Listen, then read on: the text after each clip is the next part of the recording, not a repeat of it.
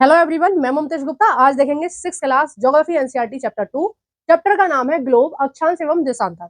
तो इसका हमने एक पार्ट पहले कंप्लीट कर लिया है। अगर अभी तक आपने नहीं देखा है तो इसी वीडियो के डिस्क्रिप्शन में दो प्लेलिस्ट की लिंक डली हुई है, एक थ्योरी की और एक एमसीक्यू की। आपको 6th क्लास के या 7th क्लास की या 8th क्लास की ज्योग्राफी की जो भी वीडियो देखनी है, या तो थ्योरी देखनी है या तो आपको एमसीक्यूज देखने हैं, तो आप उन दोनों प्लेलिस्ट पर क्लिक कर देख सकते हैं। और साइड में ये जितनी भी प्लेलिस्ट लगी हुई है, ये सभी मैंने पढ़ाई है 6 से 10 तक की एसएसटी एनसीईआरटी की मोस्टली बुक मैंने कवर करा दी है। तो अगर आपने ये सब भी नहीं देखी है तो आप मेरा यूट्यूब चैनल ओपन कर प्लेलिस्ट वाले ऑप्शन पर क्लिक कर इन सभी प्लेलिस्ट को भी देख सकते हैं।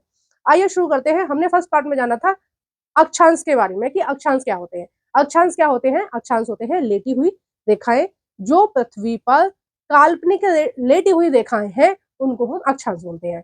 ठीक है, जैसा कि मैंने आपको ग्लोब में बताया भी था कि पृथ्वी के बीचों बीच एक अक्षांश है 0 डिग्री। ठीक है, और इसके उत्तर में यानी कि इससे इस लाइन से ऊपर की तरफ 90 है, इस लाइन से नीचे की तरफ 90 है। ठीक है, टोटल अक्षांश कितने हैं? 181 है ना। तो ये हमने फर्स्ट पार्ट में डिस्कस करा था। आज हम डिस्कस करेंगे, अब हम डिस्कस करेंगे देशांतरों के बारे में। तो देशांतर क्या होते हैं? देशांतर को हम बोलते हैं लॉन्गिट्यूड। ठीक है, या फिर खड़ी रेखाएं, ऐसी वाली जो रेखाएं होती हैं पृथ्वी पर काल्पनिक, उनको बोलते हैं देशांतर, है ना। तो लेटी हुई रेखाओं को क्या बोलते हैं? अक्षांश। खड़ी हुई रेखाओं को क्या बोलते हैं? देशांतर। और ये सारी की सारी काल्पनिक रेखा है। काल्पनिक का मतलब है कि ये गणना के हिसाब से, अपने हिसाब से खींच रखी है। वैसे पृथ्वी पर अगर आप कहीं देखोगे तो इस तरह की लाइन आपको कोई भी देखने को नहीं मिलेगी।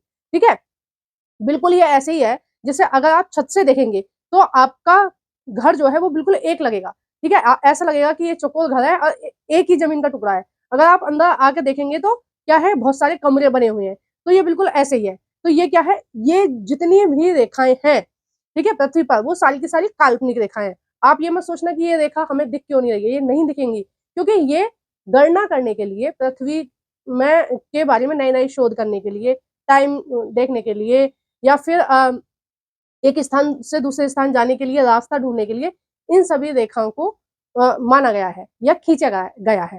ठीक है, तो ये एक्चुअल में कहीं आपको देखने को नहीं मिलेंगी, केवल और केवल मैप पे मिलेंगी। ठीक है, तो खड़ी रेखाओं को क्या बोलते हैं? देशांतर बोलते हैं।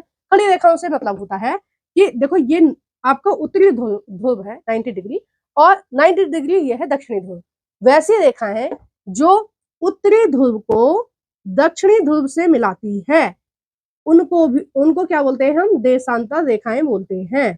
ठीक है, वो रेखाएं जो उत्तरी ध्रुव को, ये कैसा है? उत्तरी ध्रुव, नॉर्थ पोल।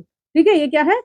उत्तरी ध्रुव को दक्षिणी ध्रुव से मिलाती हैं, उनको क्या बोलते हैं हम? उनको बोलते हैं देशांतर रेखाएं। ठीक है, अब देशांतर रेखाओं की संख्या कितनी है?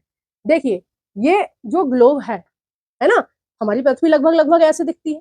वैसे ये गोल दिखाई गई है। हमारी पृथ्वी कैसी है? भूभाग की, यानी कि ऊपर से थोड़ी सी चपटी है, नीचे से थोड़ी सी चपटी है ना।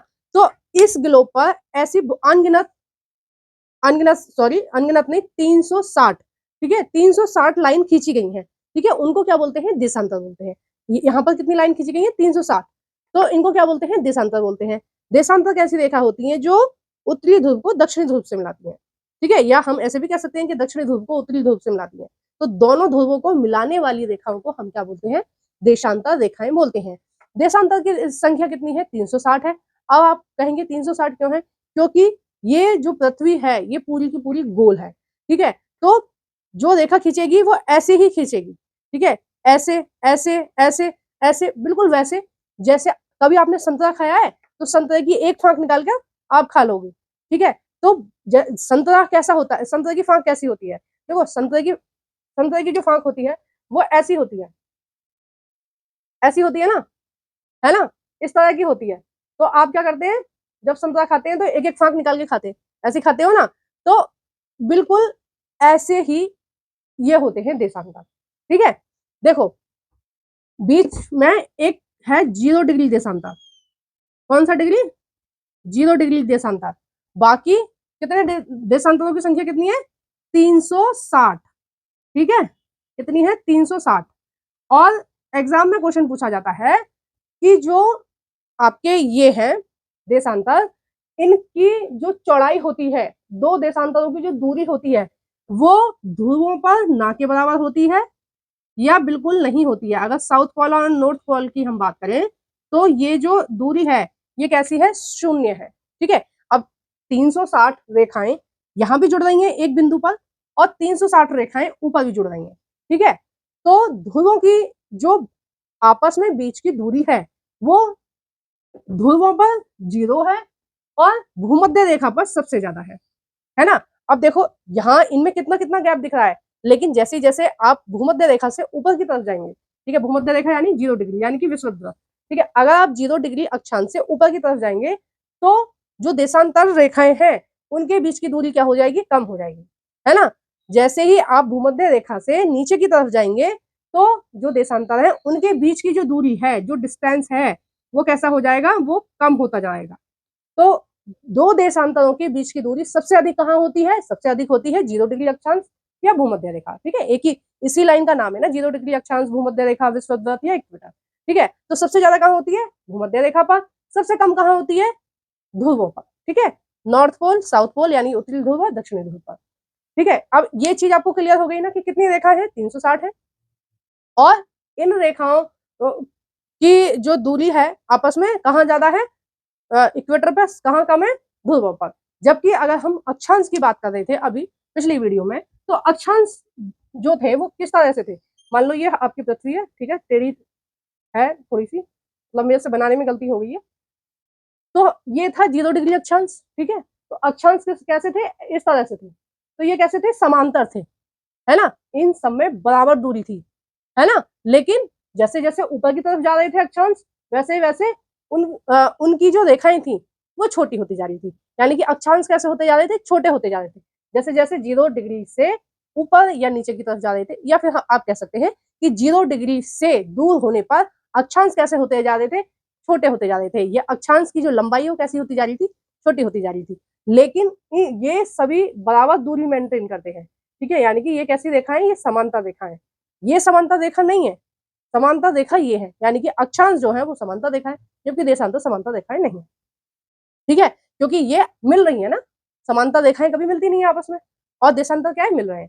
अब देखिए, जैसे मैंने आपको बताया कि हमें 7 अक्षांश अच्छे से याद होने चाहिए, कौन कौन से, 0 डिग्री, 23.5 डिग्री उत्तर, 23.5 डिग्री दक्षिण यानी कि कर्क रेखा, मकर रेखा, 0 डिग्री, और 66.5 डिग्री दक्षिणी गोलार्ध, और 66.5 डिग्री उत्तरी ध्रुव, और 66.5 डिग्री दक्षिणी ध्रुव, और 90 डिग्री उत्तरी ध्रुव, और 90 डिग्री दक्षिणी ध्रुव, ये 7 हमें याद होने चाहिए।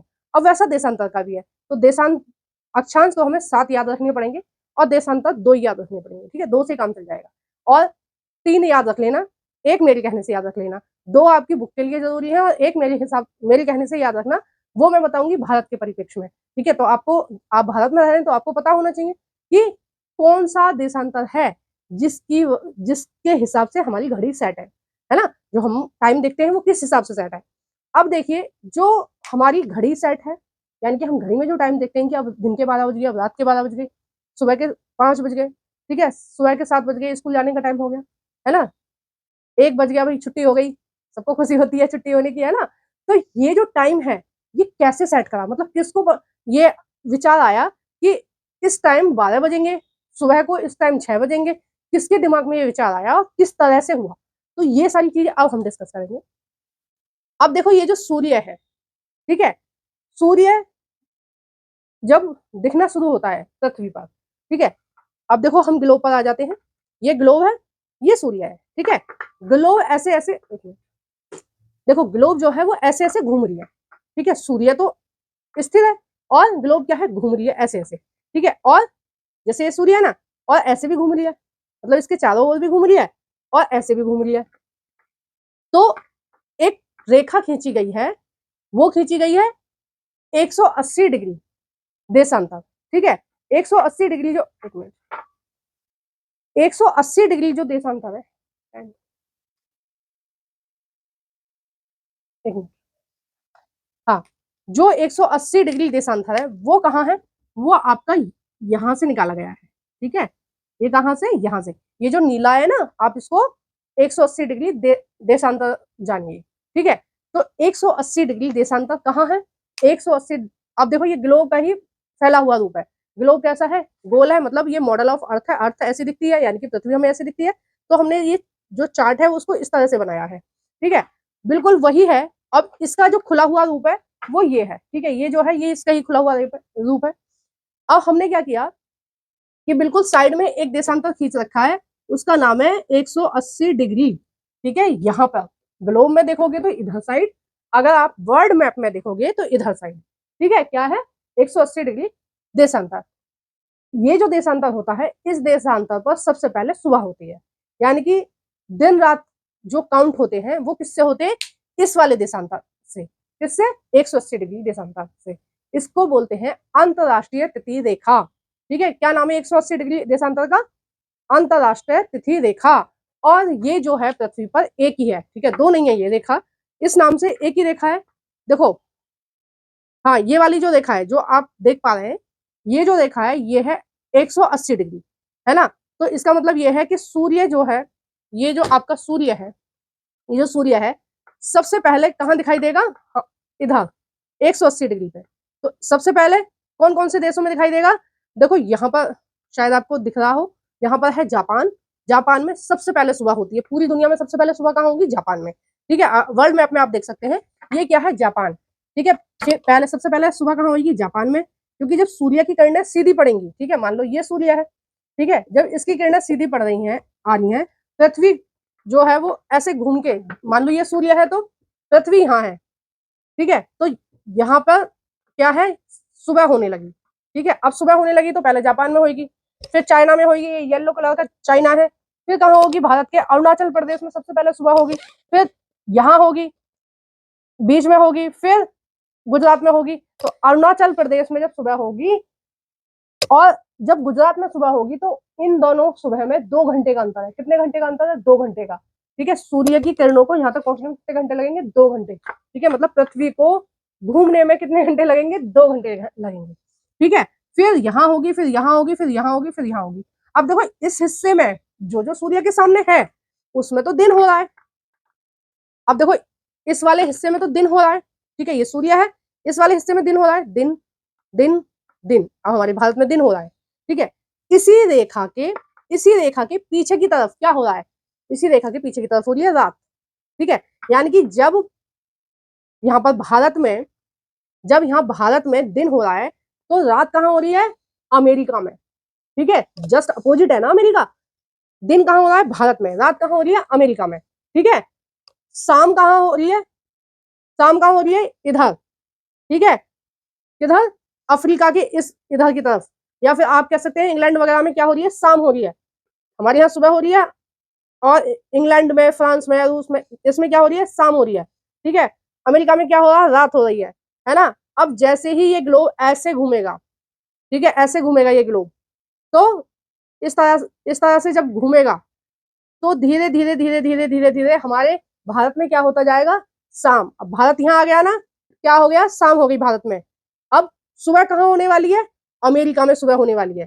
देखो अमेरिका यहाँ आ गया ना सूर्य के सामने, अमेरिका में सुबह हो गई, भारत में बिल्कुल रात हो गई, ठीक है। अब भारत में रात के 3-4 बज रहे हैं, ठीक है, 3-4 बजे, 3-4 बजे। और अब भारत में सुबह के 5-6 बज रहे हैं। और अब ये जो भारत है बिल्कुल मेरी नाक की सीध में है, ठीक है, इधर की तरफ है भारत। अब भारत में सुबह के 5 बज रहे हैं और अब भारत में सुबह के 6 बज गए, ठीक है। अब भारत सूर्य के सामने आ गया तो क्या बज गए, 6 बज गए। तो अंतरराष्ट्रीय तिथि रेखा का जो है वो पूरी की पूरी ग्लोब पर एक ही है, ठीक है, दो नहीं है, क्या है, एक है अंतरराष्ट्रीय तिथि रेखा, है ना। अब ये जो रेखाएं खींची गई, जो देशांतर रेखाएं खींची गई, भाई अक्षांश रेखा का तो सिंपल है कि पृथ्वी के बीचों बीच से एक अक्षांश निकाला गया, उसको 0 डिग्री मान ले। अब ये ग्लोब बिल्कुल गोल है, इसमें कौन सी रेखा को 0 डिग्री माने, इसका निर्धारण कैसे हो, है ना। भाई पूरा ही गोल है ना, कहाँ से एक 0 डिग्री मानोगे आप। तो इसका जो शोध चल रहा था, दिन रात कैसे होते हैं, क्या होता है, इस सब का जो शोध चल रहा था वो कर रहे थे यूरोप के लोग, ठीक है। यूरोप के लोग कहाँ है, देखो यूरोप है ये वाला, ग्लोब पर कहाँ है, यूरोप ये वाला है, ठीक है। अगर हम मैप में देखें तो मैप में जो यूरोप है वो ये है, ठीक है, ये जो है नीला नीला, ये है आपका यूरोप। सारी जो रिसर्चेस चल रही थी वो यूरोप के लोग कर रहे थे, है ना, इंग्लैंड के लोग कर रहे थे। तो अब 0 डिग्री अक्षांश देशांतर कहाँ मानेंगे, वो मानेंगे अपने देश के पास, क्योंकि भाई जो खोज कर रहा है, जो अपने पैसे खर्च कर रहा है, अपना दिमाग खर्च कर रहा है, अपना सब कुछ खर्च कर रहा है, तो वो चाहेगा ना कि मुझे इंपॉर्टेंस मिले, है ना? सारी मेहनत मैं कर रहा हूँ, मेरे पैसे जा रहे हैं, मेरे वैज्ञानिक लगे हुए हैं। तो उन्होंने क्या किया कि एक 0 डिग्री जो देशांतर है, वो इंग्लैंड, फ्रांस यहाँ से होता हुआ निकाला। ठीक है? इसको बोला गया 0 डिग्री देशांतर। आप मैप में देखना, आपकी बुक में मैप है। देखो यहाँ लिखा हुआ है कौन से डिग्री देशांतर कौन सा है। ठीक है? यहाँ पर लिखा हुआ है ना? आगे इस बात समझ में? ये जो 0 डिग्री देशांतर है, इससे इन्होंने डिवाइड किया कि इधर वाले को हम क्या बोलेंगे, पूर्व। ठीक है? इस 0 डिग्री देशांतर से जो इधर वाली स्थान है, इनको क्या बोलेंगे हम, पूर्व। और इधर वाले स्थान को क्या बोलेंगे, पश्चिम। आपने एनसीईआरटी में कई जगह देखा होगा पश्चिम के देश, पश्चिमी सभ्यता, प्राच्य सभ्यता। प्राच्य की बात हुई है तो मतलब इस वाली रेखा से पहले पहले वाले देश, यानी कि भारत, चीन, है ना, पाकिस्तान, कजाकिस्तान, ईरान, इनकी बात हुई है। अगर पाश्चात्य की बात करें तो पाश्चात्य में कौन आ जाएगा, 0 डिग्री के इधर इधर कौन है, देखो एक तो यूरोप ही आ जाएगा पाश्चात्य में। ठीक है? वहां से रेखा खींची गई है। और ये आपका अमेरिका है, आपका कनाडा है, दक्षिण अमेरिका है, ये सब आ जाएंगे। ठीक है? ये किस में आएंगे, पश्चिम में। ठीक है? पश्चिम, ये इस वाली रेखा से इधर पश्चिम, इस वाली रेखा से इधर क्या है, पूर्व।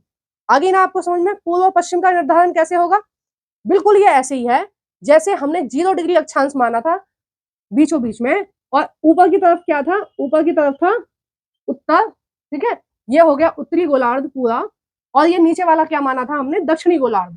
उसी तरह से हमने यहाँ पर क्या माना है, इस 0 डिग्री देशांतर से इधर की तरफ क्या माना है, पूर्व, इधर की तरफ क्या माना है, पश्चिम। अब अपना भारत कहाँ आता है, हमारा भारत आता है।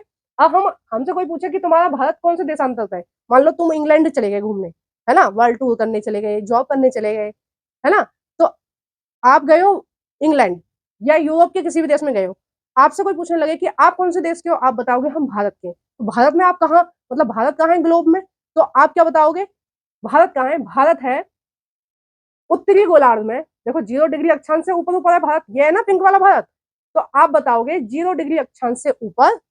ठीक है? यानी कि उत्तरी गोलार्ध में और पूर्व में। ठीक है? कहां पर है भारत, उत्तरी गोलार्ध में और पूर्व दिशा में। ठीक है? अपना भारत कहाँ है, ये रहा। ठीक है? अपना भारत कहाँ है, ये रहा। तो हमारा भारत कहाँ है ग्लोब में, ये है उत्तर पूर्व में। ठीक है? उत्तर पूर्व हो गया ना। ये देखो ये जो मैप है ना, ये छोटा है, ये बड़ा वाला मैप है, ये दिख नहीं रहा था पूरा, इसलिए मैंने ये वाला मैप लगाया है। देखो ये रही ना 0 डिग्री अक्षांश, है ना, तो सॉरी देशांतर, ये वाली है 0 डिग्री देशांतर। और ये कहाँ से निकाली है, ये पूरा का पूरा यूरोप है, यूरोप से निकाली है। क्यों निकाली है, क्योंकि भाई वहीं के लोग शोध कर रहे थे, तो वो खुद ही क्रेडिट लेंगे, हमें क्यों देंगे। वैसे अगर 0 डिग्री इनको मानना ही था तो जो 180 डिग्री वाली मानी है उसको मान लेते। ठीक है? क्योंकि वहीं से दिन रात सेट हो रहे हैं। अब इन्होंने क्या किया कि जो 0 डिग्री अक्षांश है, देशांतर है, उसके हिसाब से इन्होंने घड़ी को सेट कर लिया।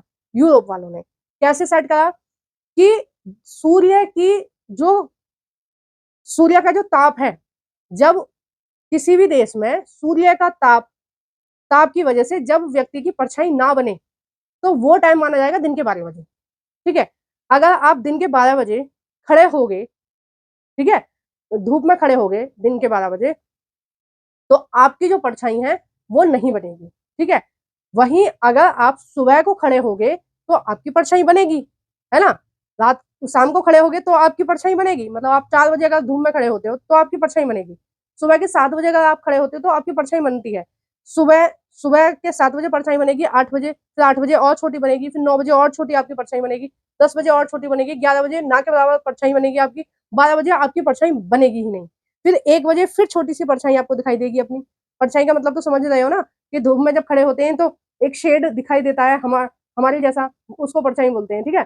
तो 12 बजे छोटी, ठीक है, फिर सॉरी 12 बजे थोड़ी सी, 12 बजे के बाद 1 बजे थोड़ी बड़ी, 2 बजे थोड़ी बड़ी, 3 बजे थोड़ी बड़ी, 4 बजे थोड़ी बड़ी, 5 बजे बहुत बड़ी। ठीक है? तो हमारी जो परछाई होती है सबसे कम कब होती है, दिन के 12 बजे, है ना, सबसे ज्यादा कब होती है, सुबह और शाम।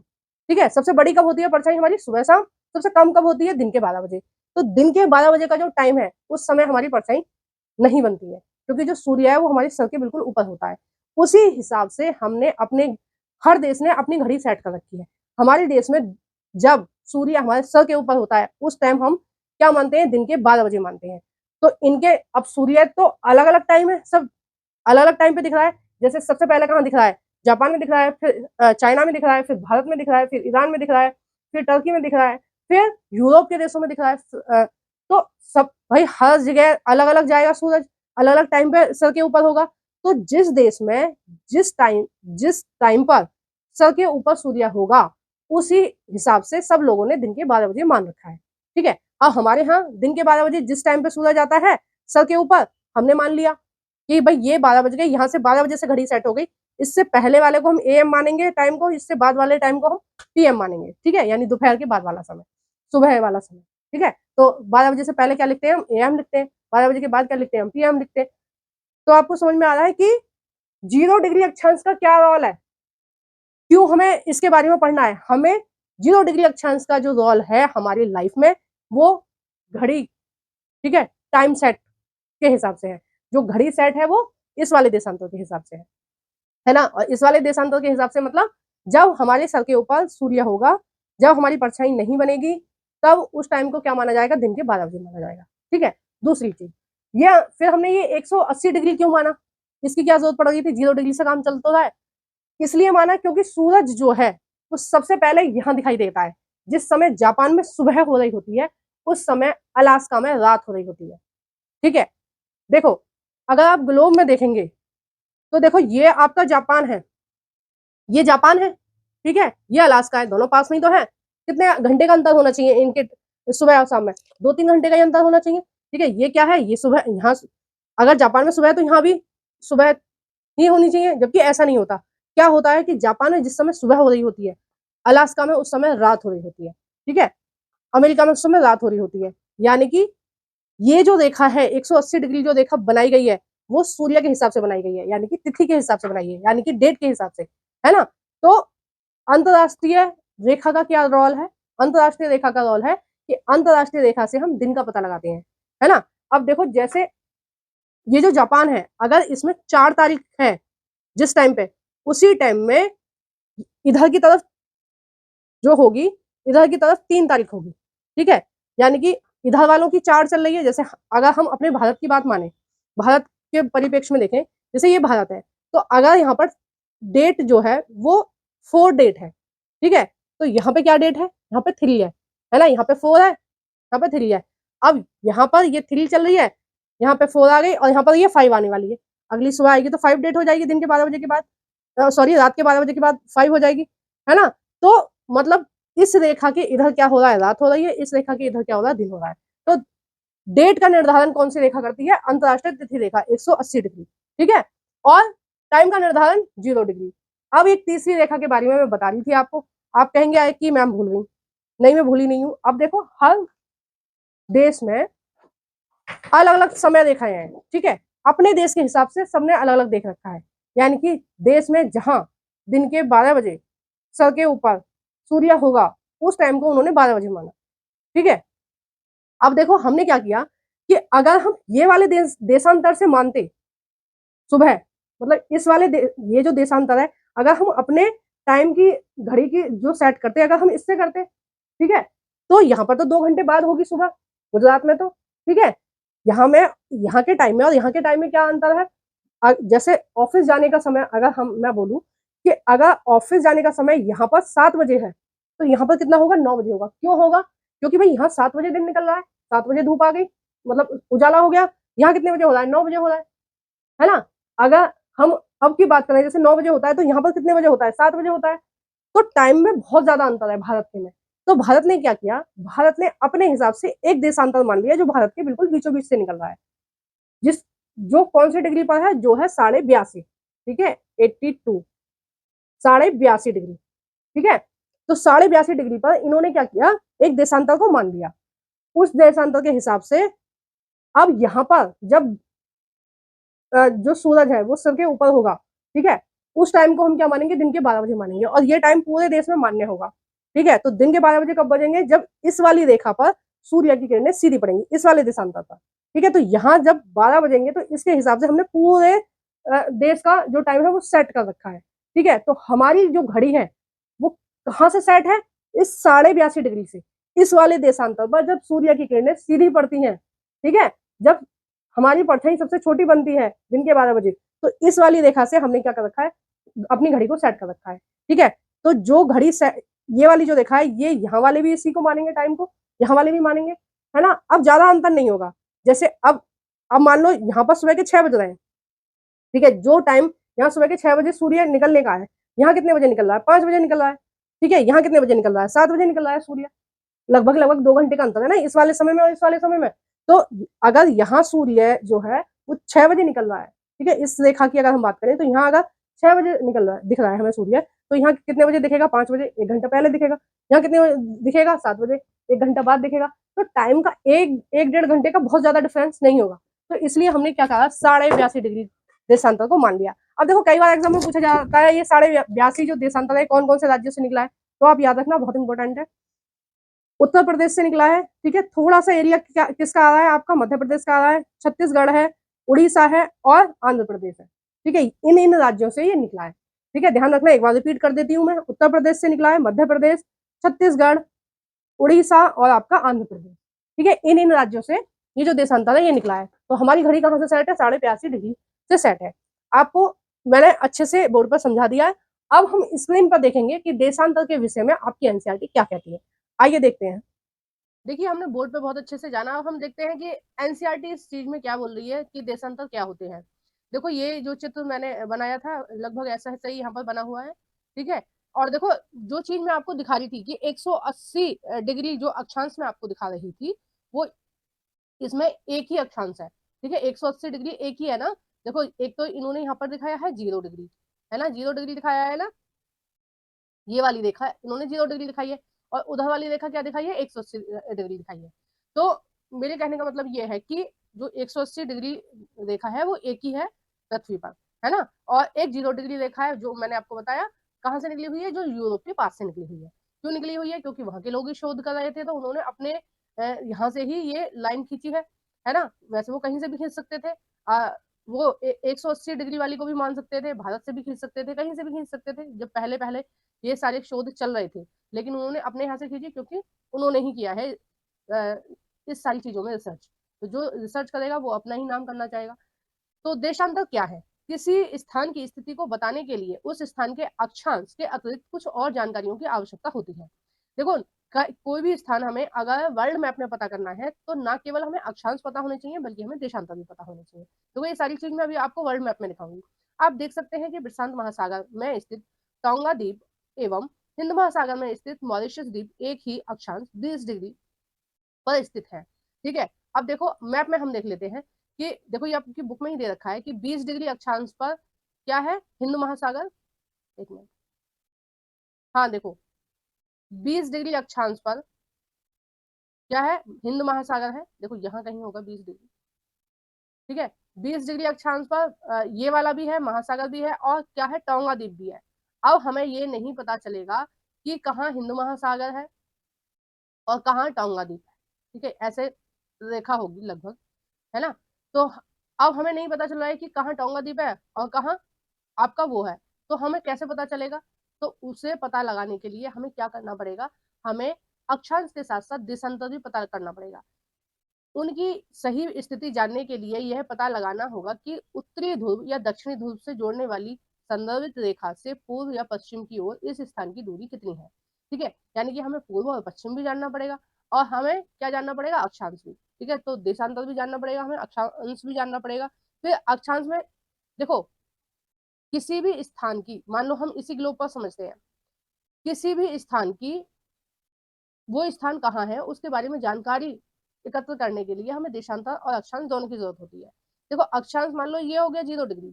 ठीक है, अब हम जैसे भारत को जानना है कि भारत कहाँ है, तो हम क्या बोलेंगे, हम बोलेंगे उत्तरी गोलार्ध में। देखो, क्योंकि 0 डिग्री तो ये हो गया, तो इससे ऊपर वाला हो गया ये वाला। ठीक है, तो हम कहेंगे उत्तरी गोलार्ध में।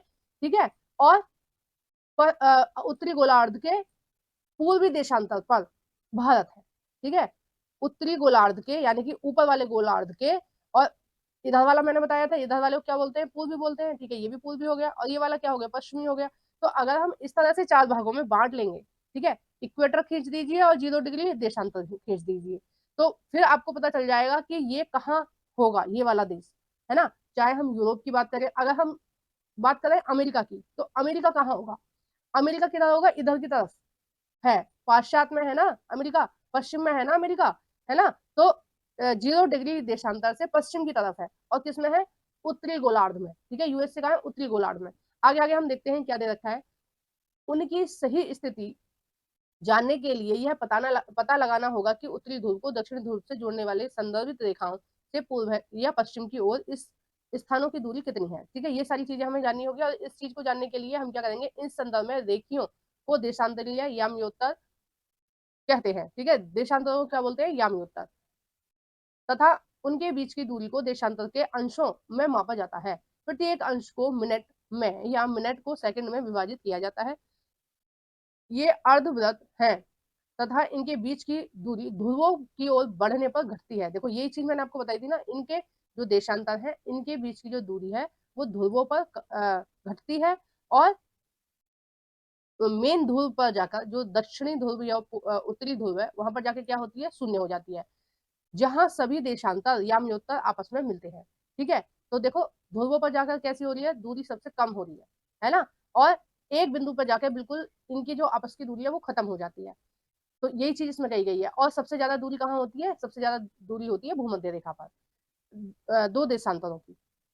नेक्स्ट है अक्षांश समांतर रेखाओं से भिन्न। सभी देशांतर याम्योत्तरों की लंबाई समान होती है। देखो अक्षांशों की लंबाई समान नहीं होती, लेकिन समांतर होते हैं। समांतर यानी कि उनके बीच की जो चौड़ाई है या जो दूरी है, ये जो वाली जो दूरी है ये तो समान होती है, लेकिन जो अक्षांश होते हैं उनके समांतर तो होती है, लेकिन उनकी जो लाइन होती है वो हर बार समान नहीं होती है, ठीक है। अगर हम ध्रुवों की बात करें तो देखो ये वाला अक्षांश जो है ये छोटा है, ठीक है, ये वाला बड़ा है, ये वाला बड़ा है, और ये वाला ये सबसे बड़ा है, 0 डिग्री वाला सबसे बड़ा है। जबकि देशांतरों की लंबाई तो समान होती है, लेकिन उनमें गैप समान नहीं होता है, ठीक है, तो आपको ध्यान रखना पड़ेगा। इसलिए इन्हें सिर्फ मुख्य संख्याओं में व्यक्त करना कठिन होता था। तब सभी देशों ने निश्चय किया कि ग्रीनविच, जहां ब्रिटिश राजकीय वेधशाला स्थित है, ग्रीनविच भी बोलते हैं 0 डिग्री अक्षांश को, सॉरी देशांतर को, ठीक है, जो 0 डिग्री देशांतर है, जो यूरोप के पास से निकला है, जो इंग्लैंड फ्रांस से होता हुआ जा रहा है, उसको क्या बोलते हैं, ग्रीनविच भी बोलते हैं, ठीक है। राजकीय वेधशाला स्थित है, कहाँ स्थित थी, ब्रिटेन में थी, इसलिए ब्रिटेन वालों ने अपने पास से इस याम्योत्तर को उतारा है। याम्योत्तर यानी देशांतर से गुजरने वाली याम्योत्तर से पूर्व और पश्चिम की ओर गिनती शुरू की जाए, ठीक है। आपको समझ में आ गया ना, कि मैंने आपको बताया था ना कि याम्योत्तर जो 0 डिग्री अक्षांश सॉरी देशांतर खींचा गया है, ये जो खींचा गया है देशांतर, इसके इधर साइड को क्या बोलेंगे, पूर्व, और इधर साइड को क्या बोलेंगे, पश्चिम, ठीक है। और अपना भारत कहाँ है, पूर्व में, ठीक है। आइए नेक्स्ट देखते हैं। इस याम्योत्तर को प्रमुख याम्योत्तर कहते हैं। किसको बोलते हैं प्रमुख याम्योत्तर, 0 डिग्री वाले को। इसका मान 0 डिग्री देशांतर है, तथा यहाँ से हम 180 पूर्व या 180 पश्चिम की तरफ गणना करते हैं। प्रमुख याम्योत्तर 180 डिग्री याम्योत्तर मिलकर पृथ्वी को 2 समान भागों में विभाजित करते हैं। कौन कौन से भाग में विभाजित करते हैं, पूर्व गोलार्ध और पश्चिम गोलार्ध में विभाजित करती है, ठीक है। नेक्स्ट है, इसलिए किसी स्थान के देशांतर के आगे पूर्व, या ऐसे भी लिखा होता है, ठीक है, शॉर्ट फॉर्म में पू लिखा होता है ना, के आगे पूर्व लिखा होता है या पश्चिम लिखा होता है, पश्चिम की जगह क्या लिख देते हैं, पा लिख देते हैं, ठीक है, पा बिंदु का उपयोग करते हैं। यह जानना रोचक होगा कि 180 पूर्व और 180 पश्चिम याम्योत्तर एक ही रेखा है, ठीक है। आप समझ पा रहे हैं ना कि 180 डिग्री जो रेखा है वो एक ही है, ठीक है। कभी आप ये मत सोचना कि पश्चिम वाली अलग है, पूर्व वाली अलग है, क्योंकि एक ही है। अब ग्लोब जो बॉल है, बॉल टाइप की जो ग्लोब है, ठीक है, उस पर ये डिग्रियों से बनाया गया है, तो एक बार जो है देशांतर वो रिपीट नहीं है। देखो इसमें दिखाया गया है ना कि देखो ये कितना है, अगर हम 0 डिग्री की बात करें, 0 डिग्री, फिर 30 degree, 60 degree, 90 degree, 120 degree, 150 degree और 180 डिग्री, ठीक है। इसी तरह से इधर से, तो ये जो 180 डिग्री देशांतर है वो एक ही है, ठीक है, 2 3 नहीं है, मतलब 2 नहीं है, पश्चिम और पूर्व अलग अलग नहीं है, एक ही है वो। इस याम्योत्तर को प्रमुख याम्योत्तर कहते हैं। इसका मान 0 डिग्री होता है, ठीक है, ये सारा मैंने बता दिया। प्रमुख याम्योत्तर 180 डिग्री, अच्छा ये सब हो गया। अब ग्लोब पर अक्षांश समांतर रेखाओं एवं देशांतर याम्योत्तर के द्वारा बनी गिल्ड को देखो, ठीक है, ये जो बना रखा है इन्होंने, इसको देखने के लिए बोल रहे हैं कि किस तरह से लाइनिंग खींची गई है। तो ये देखो 0 डिग्री अक्षांश है, ये 0 डिग्री देशांतर है, ठीक है। इस तरह से इन्होंने बांटा है 4 भागों में ग्लोब को। अगर आपको किसी स्थान के अक्षांश एवं देशांतर की सही जानकारी हो तो ग्लोब पर आप उस स्थान का पता लगाना आपको आसान हो सकता है।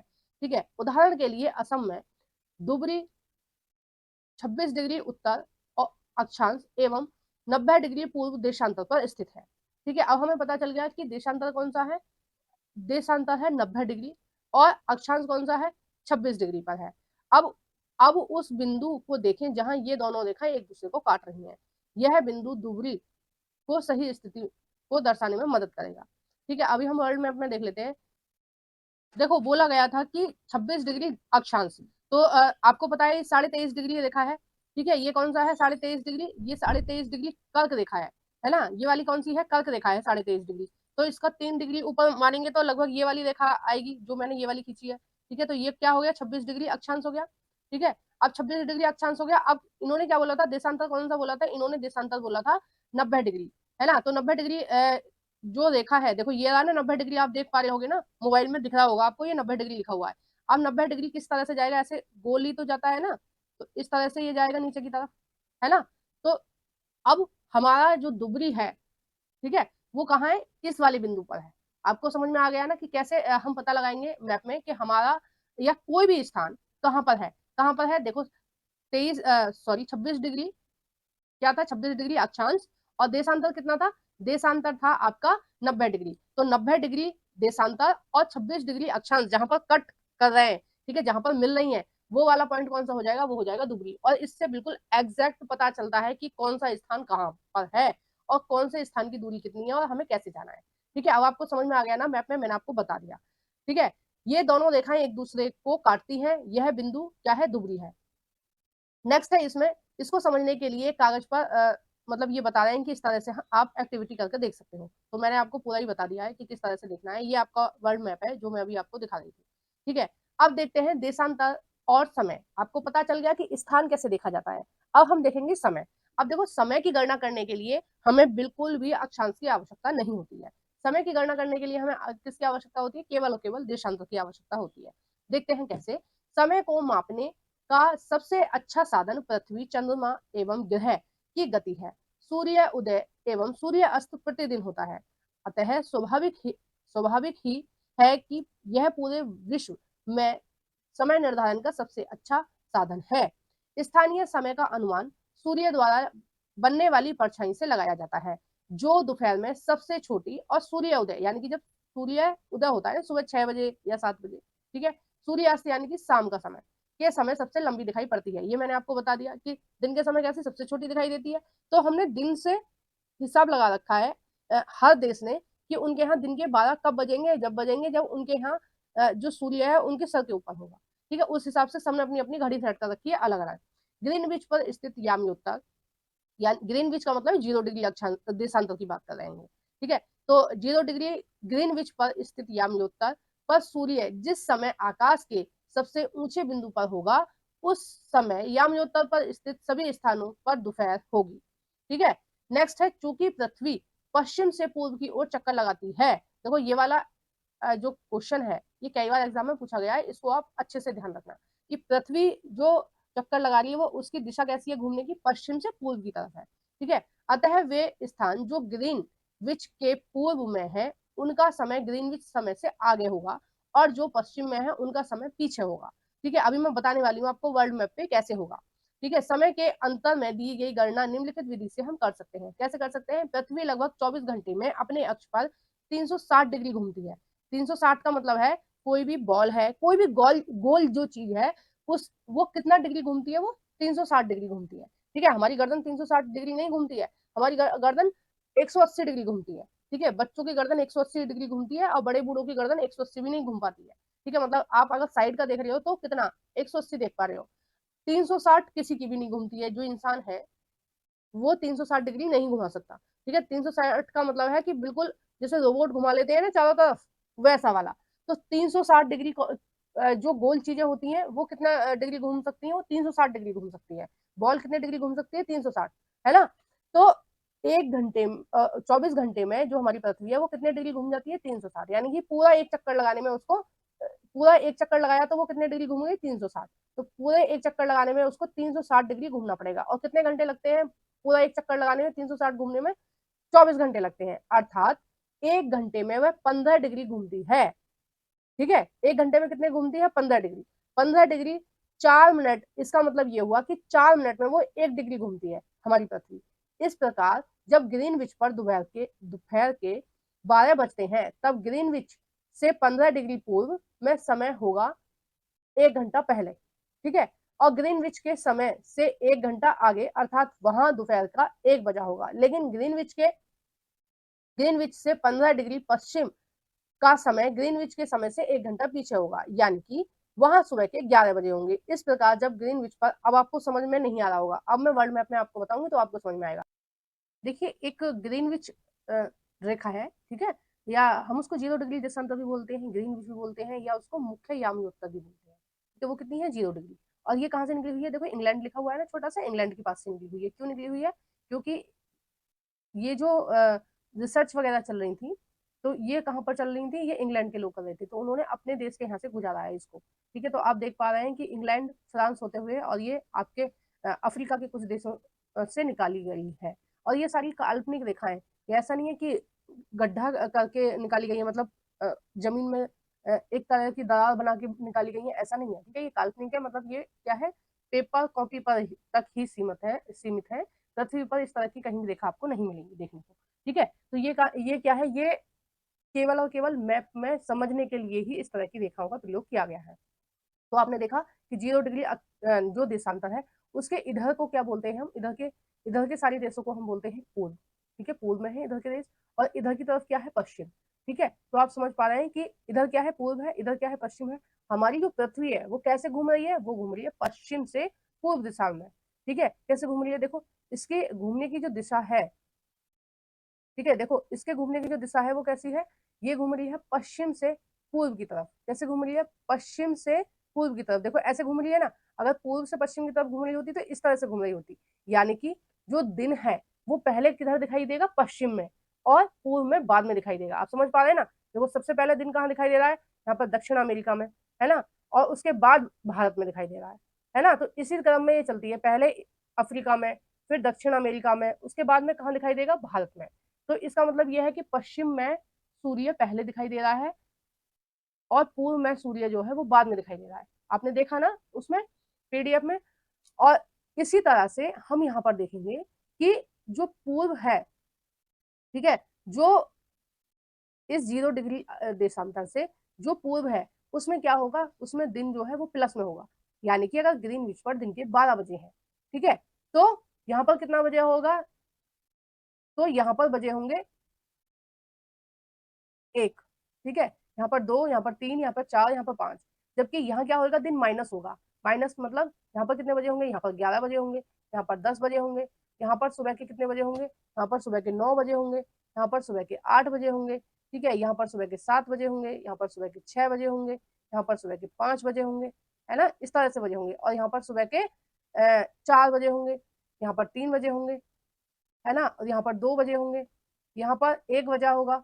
और अगर हम अपने भारत की बात करें, देखो भारत ये है ना, छोटा सा भारत लिखा हुआ भी है यहाँ पर।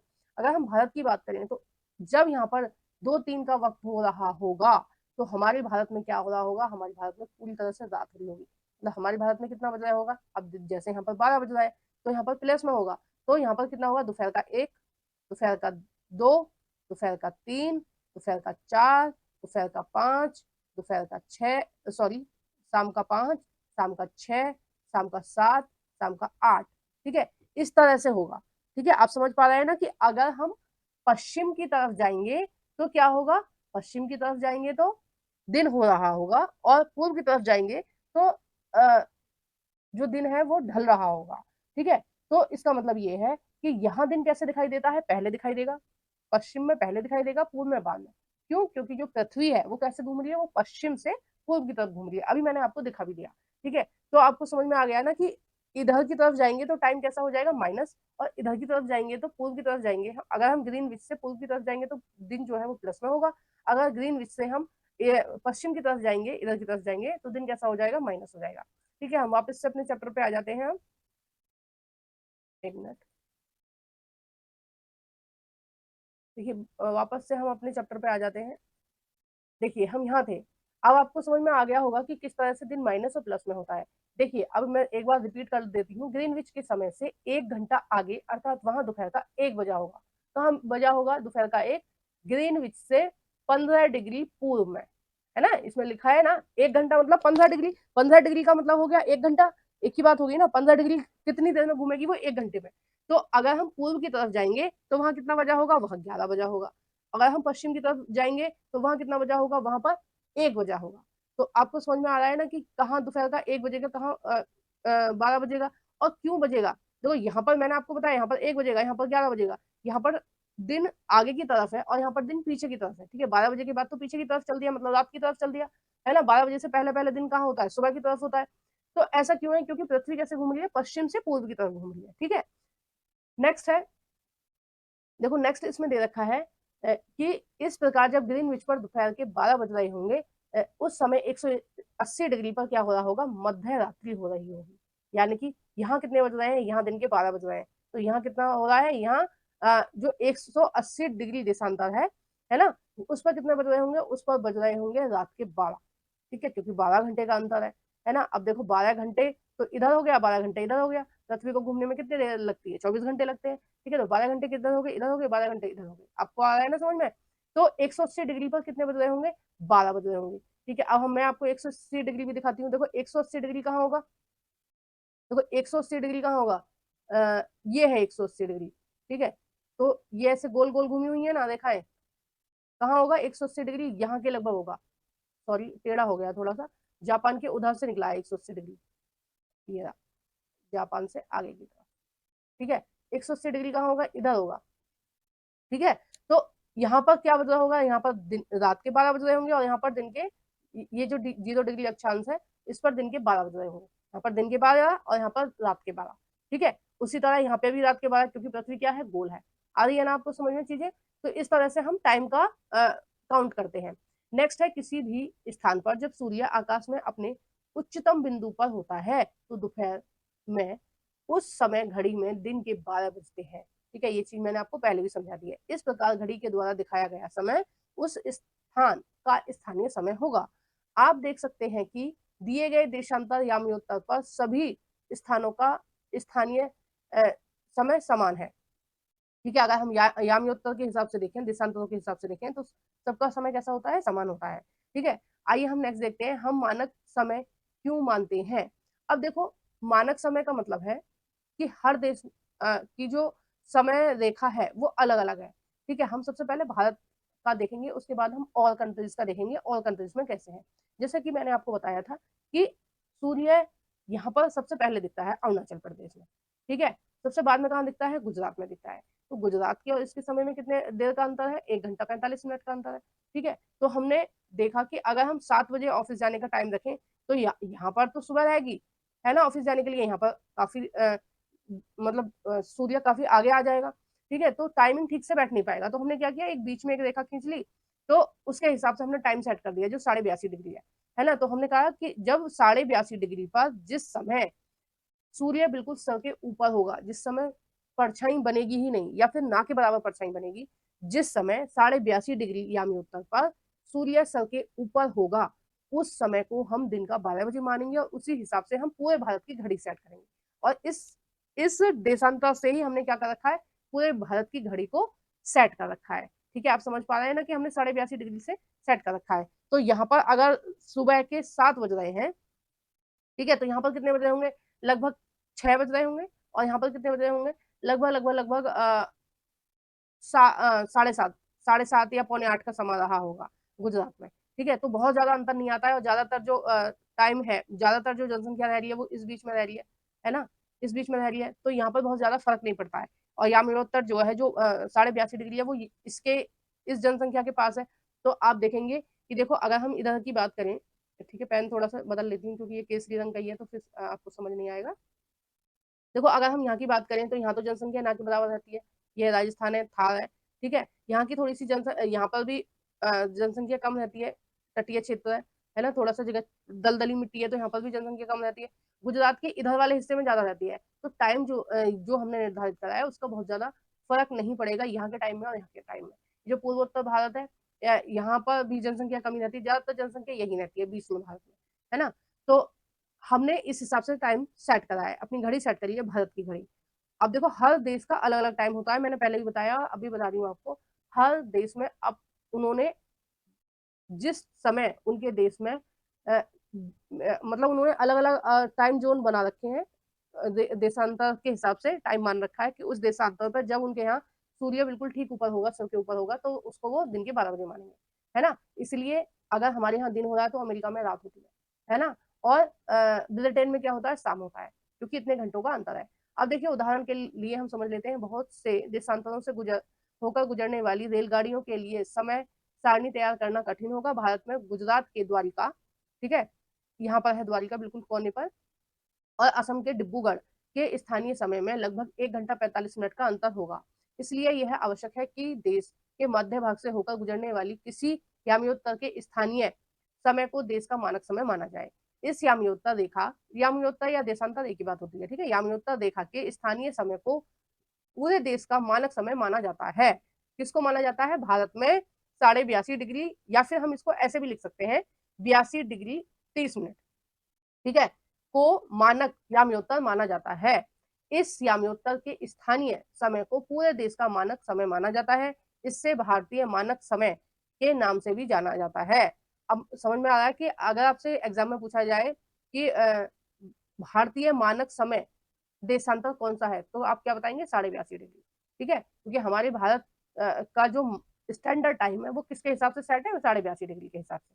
नेक्स्ट हम देखते हैं, कबीर भोपाल के निकट एक छोटे से गांव नगर में रहता है।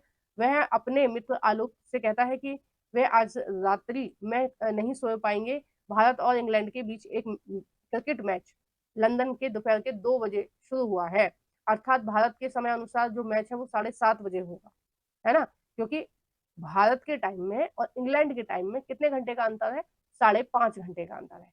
इसलिए जब लंदन में दोपहर के 2 बजे होंगे तो भारत में शाम के 7:30 बजे होंगे, ठीक है। आप समझ पा रहे हैं कि लंदन कहाँ है, लंदन हो गया ये इंग्लैंड है ना, इंग्लैंड के शहर का नाम है लंदन, ठीक है।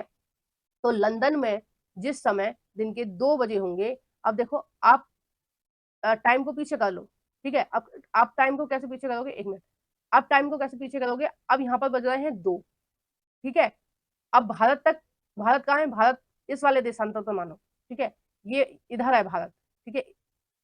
अब इतना देर तक पृथ्वी घूमने में, इतने देशांतरों को घूमने में पृथ्वी को कितना टाइम लगेगा, 5.5 घंटे, ठीक है। यानी कि यहाँ पर दिन के 2 बज रहे हैं, तो यहाँ पर क्या बज रहा होगा, यहाँ पर शाम के 7:30 बज रहे होंगे, है ना। यहाँ पर कितने बज रहे होंगे, शाम के 7:30 बज रहे होंगे। तो इतनी दूर पृथ्वी को चलने में कितना देर लगेगा, 5.5 घंटे लगेंगे। यहाँ पर दोपहर के 2 बज रहे हैं और यहाँ पर शाम के 7:30 बज रहे हैं। तो यानी कि अगर इंग्लैंड में हो रहा है तो हम उस हिसाब से देखेंगे कि भाई 5.5 घंटे हमारी जो घड़ी है वो आगे है, मतलब, ठीक है। नेक्स्ट है, कुछ देशों का देशांतरीय विस्तार अधिक होता है, जिसके कारण वहां एक से अधिक मानक समय अपनाए गए हैं। जैसे हमारा जो देश है, हमने तो एक ही मानक समय अपना लिया, मतलब एक रेखा खींच लिया और उसके हिसाब से हमने टाइम सेट कर लिया, ठीक है। ये 82.5 खींच लिया और हमने 82.5 के अकॉर्डिंग टाइम निर्धारित कर लिया। लेकिन कुछ देश क्या है, काफी बड़े बड़े हैं। उदाहरण के लिए रूस में 11 मानक समयों को अपनाया गया है। पृथ्वी को एक एक एक घंटे वाले 24 समय क्षेत्रों में बांटा गया है। इस प्रकार प्रत्येक समय क्षेत्र 15 डिग्री देशांतर तक घिरा हुआ है। अब देखो इसमें बोला गया है कि कई देशों में तो कई कई समय रेखा है। कैसे, अब जैसे हम संयुक्त राज्य अमेरिका की बात करें तो देखो इसकी जो चौड़ाई है वो काफी ज्यादा है, तो इन्होंने अपने ज्यादा बना रखे हैं। अगर हम रूस की बात करें तो रूस में कितने हैं टाइम जोन, 11 है। अब आप सोचेंगे 11 मतलब 11 बार उन्होंने 11 देशांतरों से टाइम सेट कर रखा है, ठीक है। अब क्यों कर रखा है कि भाई इस एरिया के लोगों के लिए, देखो रूस जो है वो यहाँ के लगभग होगा, ठीक है, यहाँ से, और रूस कहाँ तक है, रूस यहाँ तक है, ठीक है, इतना बड़ा रूस का विस्तार है। तो उन्होंने क्या कर रखा है कि भाई अगर हम एक ही टाइम रखें तो मतलब यहाँ सुबह के 6 बजे सूर्य दिख रहा है, और यहाँ पर कब दिखेगा, यहाँ दिखेगा सुबह के 10 बजे सूर्य। तो फिर ऑफिस जाने वालों को, पढ़ने वालों को, हर काम करने वालों को दिक्कत होगी। तो उन्होंने क्या किया है, 11 टाइम जोन बना रखे हैं, 11 रेखाएं बना रखी हैं। यानी कि भाई तुम इधर वाले लोग जो है वो इस वाली रेखा के हिसाब से टाइम सेट है उनका, देखो मैं दूसरे मैप में दिखाती हूँ कि देखो रूस जो है वो काफी बड़ा है, ठीक है, लगभग लगभग इतना बड़ा है ये रूस। एक मिनट, देखो ये जो रूस है वो काफी बड़ा है, ठीक है, लगभग लगभग इतना है ये रूस, ठीक है, इतना है ये रूस पूरा। तो इन्होंने क्या किया है, 11 लाइन खींच रखी है, ठीक है। तो इन्होंने क्या कर रखा है, अपनी जनसंख्या को बोल रखा है कि भाई इतने एरिया में ये जो लाइन है इसके हिसाब से टाइम सेट है, ये जो इतने एरिया में ये जो देशांतर है इसके हिसाब से टाइम सेट है, ये जो है इतने एरिया में इतने लोग रह रहे हैं तो इसके हिसाब से टाइम सेट है। तो इनके यहाँ ऐसा नहीं है कि पूरे देश में सुबह के 6 जब बज रहे हैं तो सूर्य की एक ही कंडीशन है, ऐसा नहीं है। इनके यहाँ सारी जगह अलग अलग होता है। जबकि हमारे भारत में हमने क्या कर रखा है, 82.5 डिग्री खींच रखी है, उसके हिसाब से ही हमने टाइम सेट कर रखा है, ठीक है। जबकि अमेरिका में भी ऐसे ही कर रखा है उन्होंने, है ना, कनाडा में भी ऐसे कर रखा है कि कई सारे टाइम जोन उन्होंने बना रखे हैं और उसके हिसाब से उन्होंने घड़ी सेट कर रखी है, ठीक है। तो हर देश का अपना अलग अलग है, जिसका देश ज्यादा चौड़ा है तो भाई वो तो कई सारी लाइन खींचेगा, ठीक है, कई सारी लाइन के हिसाब से, कई सारी रेखाओं के हिसाब से, कई सारी देशांतरों के हिसाब से अपनी घड़ी सेट करेगा, है ना। और जो छोटे छोटे देश है उन्होंने एक एक ही खींच रखी है, जैसे भारत की चौड़ाई कम है, वैसे भारत में 2 टाइम जोन भी हो सकते थे, ठीक है, भारत भी काफी चौड़ा है।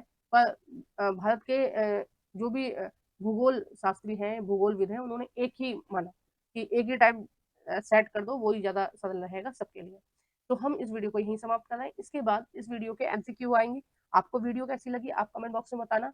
आप 6 क्लास की, 7th क्लास की या 8th क्लास की ज्योग्राफी पढ़ने के लिए या उनके एमसीक्यू आपको देखने हैं तो इसी वीडियो के डिस्क्रिप्शन में जो मैंने 2 प्लेलिस्ट की लिंक डाल दी है, आप उन दोनों पर क्लिक कर देख सकते हैं। और आप स्क्रीन पर देख पा रहे हैं कि मुझे आप इंस्टाग्राम पे फॉलो कर सकते हैं, फेसबुक पर फॉलो कर सकते हैं। अगर आप क्विज अटेंड करना चाहते हैं यानी कि एमसीक्यू अटेंड करना चाहते हैं तो आप टेलीग्राम चैनल को भी ज्वाइन कर सकते हैं। Thank you for watching everyone.